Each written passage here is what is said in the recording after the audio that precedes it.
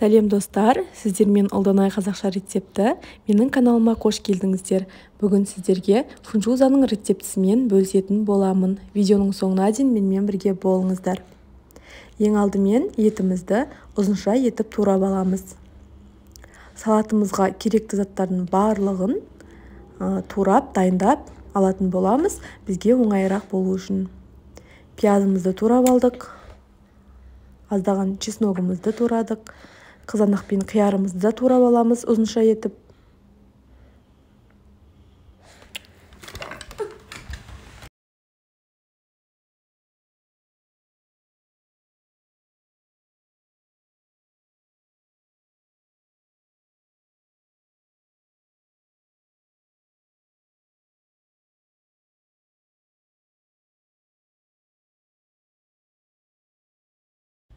Түрлі түсті тәтті бұрыштарымызды да ұзынша етіп турап аламыз.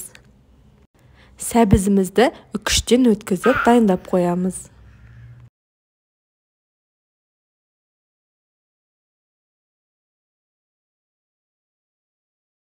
Енді қуырылатын заттарымыздың барлығын қуырып алатын боламыз. Ең алдымен қызып тұрған пеште осылай етімізді салып, етіміз жақсылап қуырылғанша қуырып аламыз.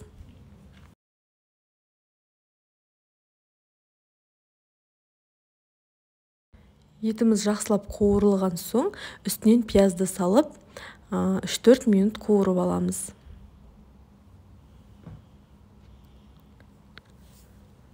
Бетін жауып қоямыз.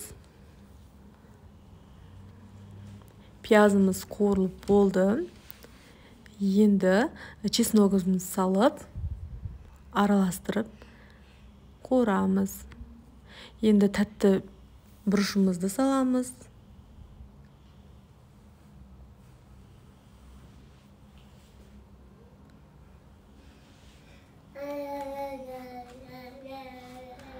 Үстінен сәбізімізді салып,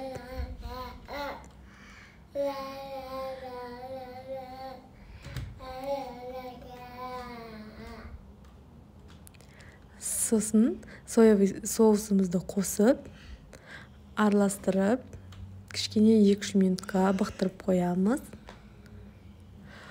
Бұл салат негізі бізде фунчуза деп аталады, ал басқа мемлекеттерде, басқа ұлттарда бұл тамақты ыстық тағам ретінде де қолданады.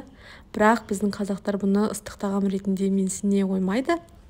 Салат ретінде жүреді бізде. Осылай фунчузамызды қайнаған суға бұқтырып қоямыз 7-8 минут. Және де бұқтырып болғаннан кейін бір мұздай суға жуып алыңыздар, сонда әдемі жабыспайтын болады. Енді мұны салмамызды фунчузамыздың үстіне салатын боламыз. Салмасын салдық. Енді көкөністерімізді саламыз, қияр мен қызанағымызды, және укроп, зелень, өздеріңіздің қалауларыңызша саласыздар. Және де чим-чим, осы фунчузаға өзіне арналған приправа қосып, енді бәрін жақсылап араластырып шығатын боламыз. Салатымыз дайын болды, қыздар, міне.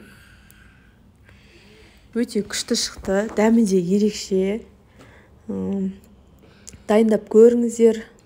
Маған лайк, комментария, маған тіркелуді ұмытпаңыздар.